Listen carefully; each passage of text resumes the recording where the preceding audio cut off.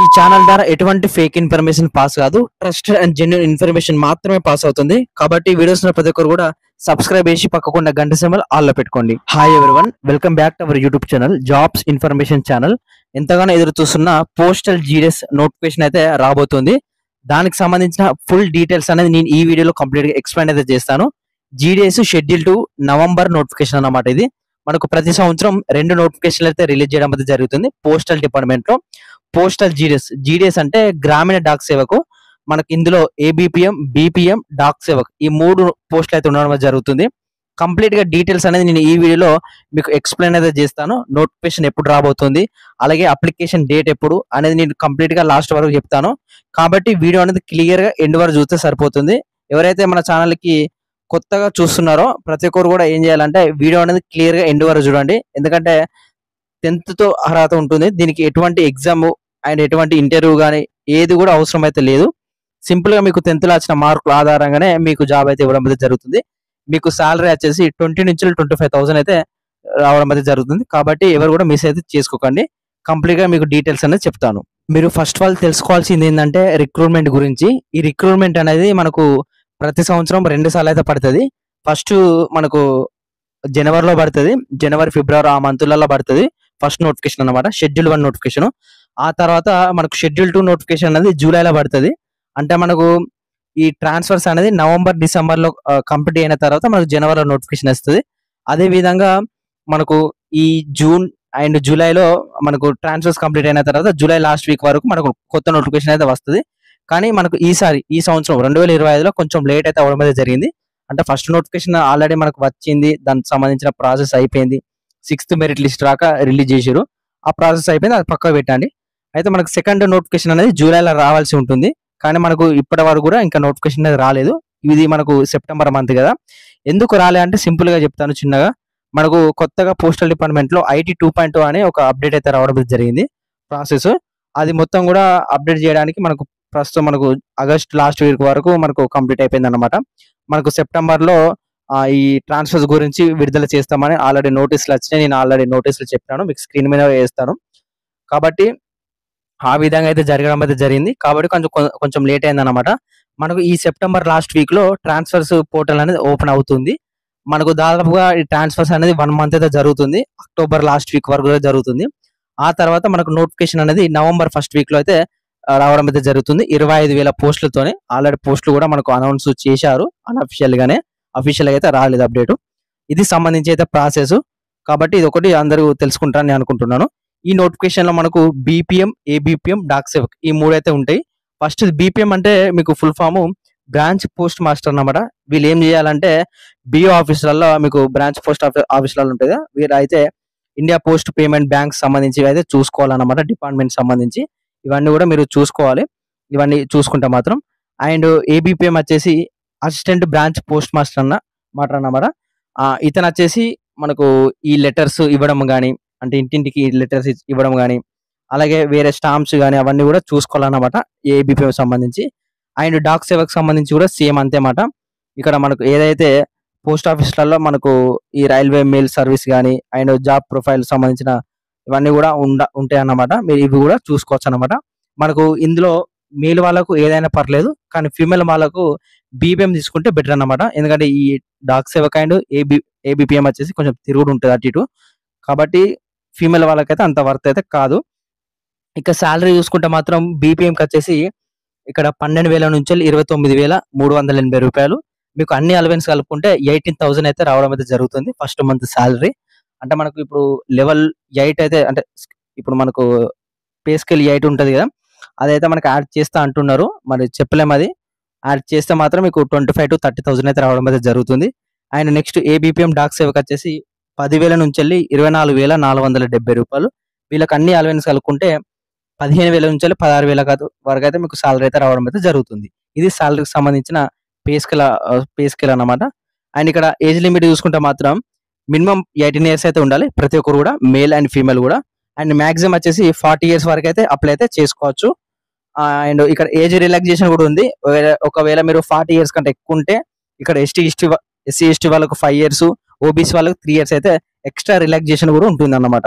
అంటే SC ST వాళ్ళు 45 years వరకు అండ్ ఓబీసీ వాళ్ళకు 43 ఇయర్స్ వరకు కూడా అప్లై అయితే చేసుకోవచ్చు. ఇక్కడ పీడబ్ల్యూడి వాళ్ళు ఉంటారు కదా, వాళ్ళకు 10 ఇయర్స్ ఎక్స్ట్రా రిలాక్సేషన్ కూడా ఉంది. ఒకసారి మీరు చూసుకోండి, ఓకేనా. నోటిఫికేషన్ లో ఉన్నది. అండ్ ఇక్కడ ఎడ్యుకేషన్ క్వాలిఫికేషన్ వచ్చేసి సింపుల్ గా 10th పాస్ అయితే సరిపోతుంది. దీనికి ఎటువంటి ఎగ్జామ్ అయితే ఉండదు. నేను మళ్ళీ చెప్తున్నాను, కేవలం మీకు 10th లో వచ్చిన మార్కుల ఆధారంగానే మీకు జాబ్ అయితే ఇవ్వడం అయితే జరుగుతుంది. ఎడ్యుకేషన్ క్వాలిఫికేషన్ చూసుకోవచ్చు. ఇక్కడ 10th సంబంధించి పాస్ అయితే సరిపోతుంది అనేది వాళ్ళు మెన్షన్ చేయడం అయితే జరిగింది. ఇక హౌ టు అప్లై వచ్చేసి మనకు అప్లికేషన్ డేట్స్ అనేది నవంబర్ లో స్టార్ట్ అవుతున్నాయి అంటున్నారు. నవంబర్ లో ఫస్ట్ వీక్ నోటిఫికేషన్ వచ్చి అదే రోజు అప్లికేషన్స్ కూడా మనకు స్టార్ట్ అవుతాయి. అదే విధంగా మనకు ఒకవేళ నోటిఫికేషన్ అనేది నవంబర్ లో రాకపోతే మాత్రం కంపల్సరీగా మనకు జనవరిలో నోటిఫికేషన్ వస్తుంది.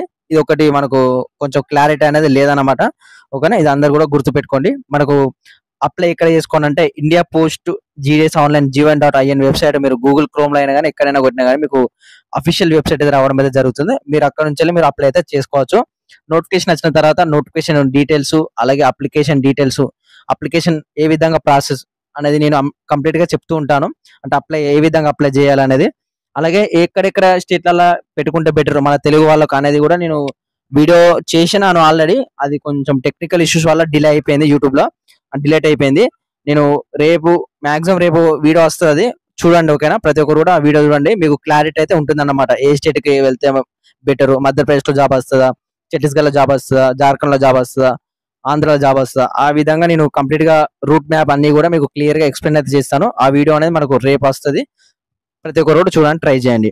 ఇక సెలక్షన్ ప్రాసెస్, ఇక సెలక్షన్ క్రైటీరియా చూసుకోవచ్చు. వాళ్ళే నోటిఫికేషన్ లో మెన్షన్ చేసిండు, the applicants will be short listed for engagement on the base of system generated merit list అని ఇవ్వడం అయితే జరిగింది క్లియర్ గా.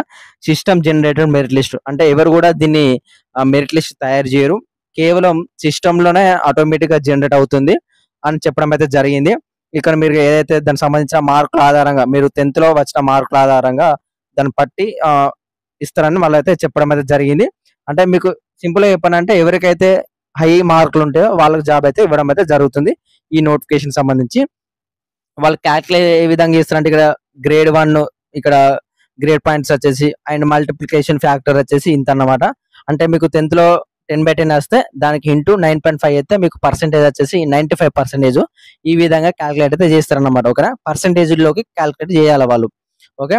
ఒకవేళ 97 అంటే 9.7 వచ్చింది అనుకోండి, 10th లో 9.7 వస్తే మీకు 9.7 ఇంటూ 9.5 ఇంటూ వేసిందంటే ఈక్వల్ టు 92.15 అయితే ఈ విధంగా పర్సెంటేజ్ అయితే రావడం అయితే జరిగింది. పాయింట్లు వేరు, పర్సెంటేజ్ వేరు, ఇది ఒకటి గుర్తుపెట్టుకోండి అందరూ కూడా. మళ్ళీ చెప్తున్నాను, పాయింట్లు వేరు, పర్సెంటేజ్ వేరు. వాళ్ళు మెరిట్ లిస్ట్ ఏ విధంగా తీస్తారంటే పర్సెంటేజ్ ద్వారా తీస్తారు అన్నమాట, ఓకే. ఇది అందరూ కూడా గుర్తుపెట్టుకోండి. అండ్ ఇది సంబంధించిన నోటిఫికేషన్ లో అండ్ ఇక్కడ సర్టిఫికేట్స్ మనకు ఏదైతే అప్లై చేసేటప్పుడు కానీ మనకు జాబ్ వచ్చిన తర్వాత డాక్యుమెంట్ వెరిఫికేషన్ ఉంటుంది కదా, అక్కడ మీకు సర్టిఫికేట్స్ కావాలి కదా. ఇక్కడ వాళ్ళు మెన్షన్ చేసిరు మార్క్ షీట్ అన్నమాట. మార్క్ షీట్ అంటే ఏం లేదు, 10th memo certificate, full memo. And identity proof వచ్చేసి అందరి దగ్గర ఆధార్ కార్డు ఉంటుంది. ఆధార్ కార్డు అయినా కానీ, పాన్ కార్డు అయినా కానీ, voter ID card, driving licence, ఇది ఏది ఉన్నా ఒకటి సరిపోతుంది. అందరి దగ్గర ఆధార్ కార్డు ఉంటుంది కాబట్టి ప్రతి ఒక్కరు ఆధార్ కార్డు తీసుకొని వెళ్ళండి. ఇక క్యాస్ట్ వచ్చేసి ఎస్సీ ఎస్టీ వాళ్ళకి సపరేట్ ఉంటుంది, ఓబీసీ వాళ్ళకు వేరే ఉంటుంది, ఈడబ్ల్యూఎస్ వాళ్ళకు వేరే ఉంటుంది. ఈ విధంగా సర్టిఫికేట్స్ ఉంటాయి కదా, సెంట్రల్ సర్టిఫికేట్స్ అనేది కంపల్సరీ తీసుకోవాలి. అవి మీ సేవలలో అందుబాటులో ఉంటాయి, ఓకే. ఇక పీడబ్ల్యూ సర్టిఫికేట్ అంటే అది ఎవరైతే హ్యాండిక్యాప్డ్ వాళ్ళు ఉంటారో వాళ్ళకు సంబంధించిన సర్టిఫికేట్, మిగతా వాళ్ళకి అవసరం అయితే లేదు. ఈడబ్ల్యూఎస్ చెప్పిన కదా, ఎవరైతే యువర్ సంబంధించి కానీ ఈడబ్ల్యూఎస్ ఉంటారు కదా, వాళ్ళకు ఓసీ వాళ్ళు ఉంటారు కదా, వాళ్ళకు ఇది సర్టిఫికేట్ అన్నమాట, మిగతా వాళ్ళకి అవసరం అయితే లేదు. ఇక ట్రాన్స్జెండర్ సర్టిఫికేట్ అవసరం లేదు, ఎవరైతే అప్లై చేసుకుంటారో వాళ్ళకు అవసరం అన్నమాట. ఇక డేట్ ఆఫ్ బర్త్ ప్రూఫ్ వచ్చేసి మనకు ఆల్రెడీ మనం 10th మెమో ఆధార్ కార్డు కొంటూ తీసుకువెళ్తాం కాబట్టి మనకు 2 సరిపోతాయి. లేదంటే మీ దగ్గర డేట్ ఆఫ్ బర్త్ ఉంటే సర్టిఫికేట్ ఉంటే మీరు తీసుకొని వెళ్తే బెటర్ అన్నమాట.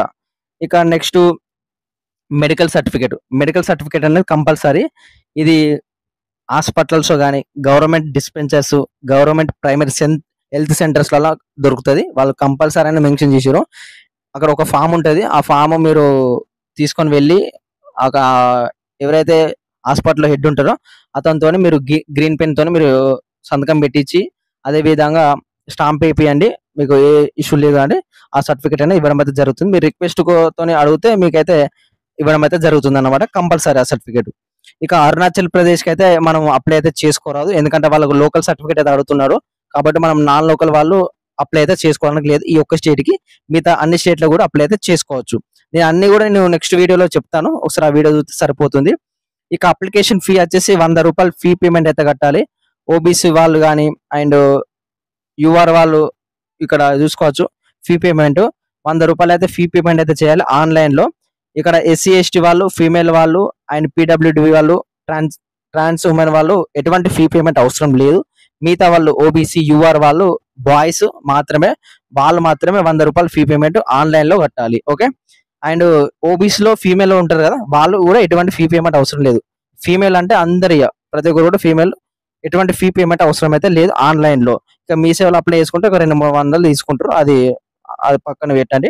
ఇది సంబంధించి ఏదైతే నోటిఫికేషన్ అన్నమాట. నోటిఫికేషన్ లో అన్ని డీటెయిల్స్ చెప్పని అనుకుంటున్నాను. సింపుల్ గా 10th పాస్ అయితే సరిపోతుంది కాబట్టి ప్రతి ఒక్కరు కూడా అప్లై చేసుకొని ట్రై చేయండి. మనకు నోటిఫికేషన్ కంపల్సరీగా వస్తుంది నవంబర్ లో. వీడియో ఎండ్ వరకు చూసారా అని అనుకుంటున్నాను. ఇంకా ఎవరైనా చూడలేదో క్లియర్ గా చూడండి. ఎవరైతే 10th పాస్ అయ్యి ఖాళీగా తిరుగుతున్నారో మీ ఫ్యామిలీ మెంబర్స్ కి, వాళ్ళందరూ కూడా వీడియో అనేది షేర్ అయితే చేయండి. ఎందుకంటే హెల్ప్ఫుల్ అవుతుంది, మీకు కాకుండా కానీ వాళ్ళకైనా హెల్ప్ఫుల్ అవుతుంది అన్నమాట.